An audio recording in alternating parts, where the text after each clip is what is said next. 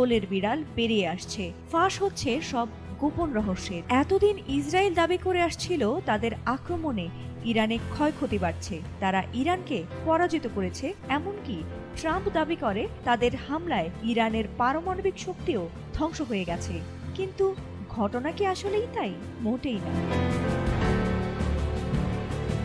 মজার বিষয় হলো, যুদ্ধবিরতির পরই ক্ষয়ক্ষতি নিয়ে ইসরায়েলের গণমাধ্যমগুলো প্রকাশ করেছে একের পর এক চাঞ্চল্যকর তথ্য, আর তাতে ফাঁস হয় নেতানিয়াহুর দুর্দশার খবর। ইরানি হামলায় তাদের এতটাই ক্ষয়ক্ষতি হয়েছে যে এবার নেতানিয়াহুর কাছেই ক্ষতিপূরণ চাইছে হাজার হাজার ইহুদি জনতা।